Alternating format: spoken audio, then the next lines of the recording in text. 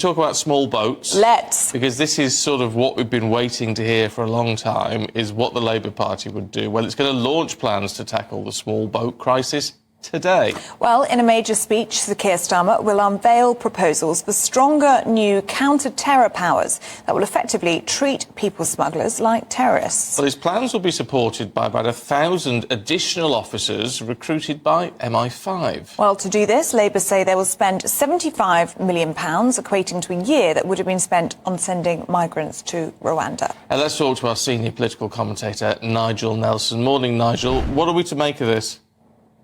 Well, it's a start in the right direction. I mean, what you're talking about, as you just said, is changing the system whereby counter-terror laws can be used against the people smugglers.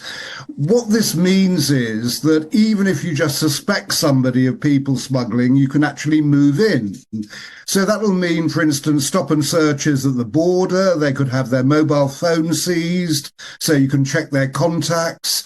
They could have homes searched.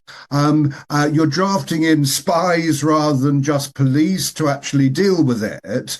So it sounds like that this could be the start of a major crackdown on the people smugglers. Except, Nigel, in all the sort of reports that we see, it's not the smugglers that are getting caught or coming over, is it? We've got an issue with the people. The smugglers, although they're the crux of the problem, well, they're not wandering about in the UK left, right and centre, are they? They tend to be operating on the continent. No, a lot of them are, you're absolutely right, but some of them are also operating over here, and there have been arrests of people smugglers in this country, and a number have been sentenced to prison, having been caught. So yes, you're right that one of the things you will need to make this work is cooperation with European agencies. Part of the idea here is to have officers embedded in Europol, which is something that we lost during Brexit. And the idea is you'd have intelligence sharing between European countries. So yes, you can only arrest the ones that we find here, but you could actually ask European law enforcement agencies to catch the ones over there.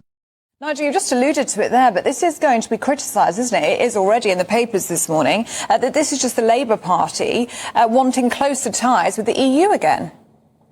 Well, I mean, the whole thing is closer ties are actually a good thing. I mean, apart from the trade we do with Europe, it doesn't mean reversing Brexit or anything like that. What it does mean is cooperating with our European neighbours. We're already giving the French £500 million to help us tackle the small boats. So the idea of a bit more cooperation is probably best. I mean, even Natalie Elphicke, but before she defected to Labour and is the Dover MP on the front line of this, she was talking about diplomatic moves with the French as probably one of the better ways of tackling illegal immigration. But all this involves scrapping the Rwanda plan, even if it's proving to be working. That's one thing to get rid of something that isn't working, but if it is, why would you scrap it?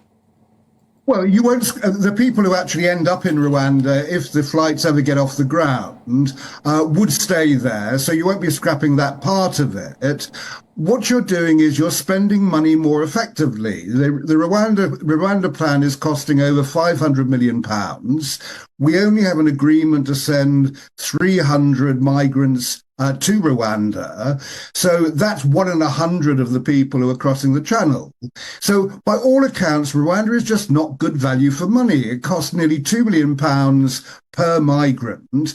Now you could keep one of those in a hotel here for 30 years with that kind of money. The argument that Keir Starmer is making today is that he can use money better and more effectively. But would they really scrap the Rwanda plan if it was seen to be working? I mean, Rishi Sunak already says it's doing its job as a deterrent, as we're seeing migrant numbers go up in the Republic of Ireland. Yeah, there is an argument over whether or not that Ireland is actually caused by Rwanda. I mean, certainly a lot of the Irish think so. Yeah, the Irish do, but they've yet to produce some decent figures to show exactly the cause and effect there. So, yes, it's true that some migrants who are ending up in Ireland are saying that Rwanda is the one that's actually making them go there. Well, they would say that because Ireland, the Irish High Court has deemed Britain an unsafe country because of Rwanda. So these people can't be sent back to Britain under Irish law. I think that when it comes down to deterrent value, you have to look at the actual boat crossings, which is what we're trying to deter. And we're talking about 8,500 people who've crossed the Channel so far this year, and there's no sign of them stopping.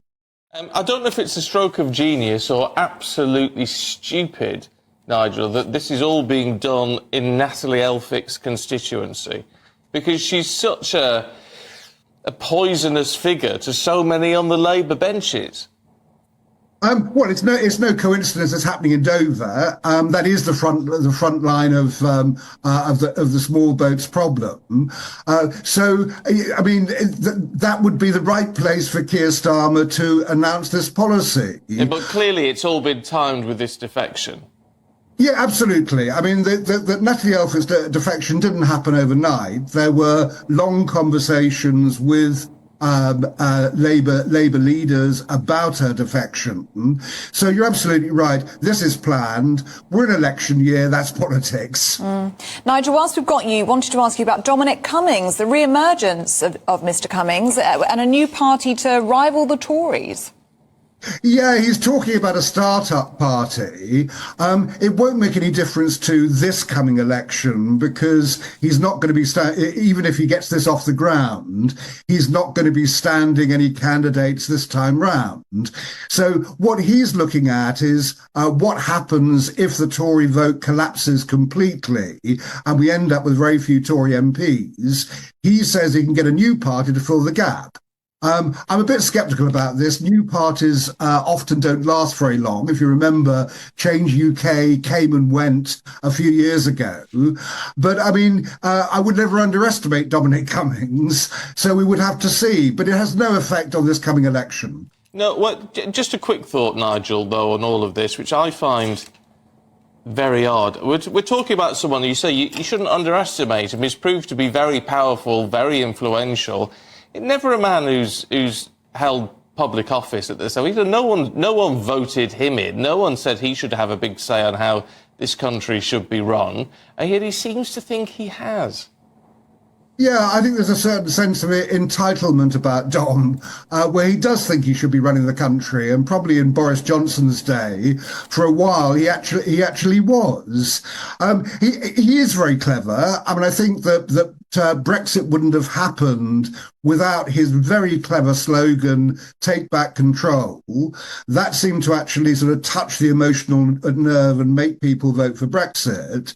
So yes, he's clever, but no, you're absolutely right, Stephen. He's never been elected to any office.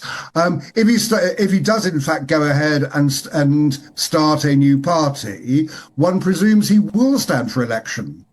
Well, yeah. Nigel, good to see you. Thanks very much indeed.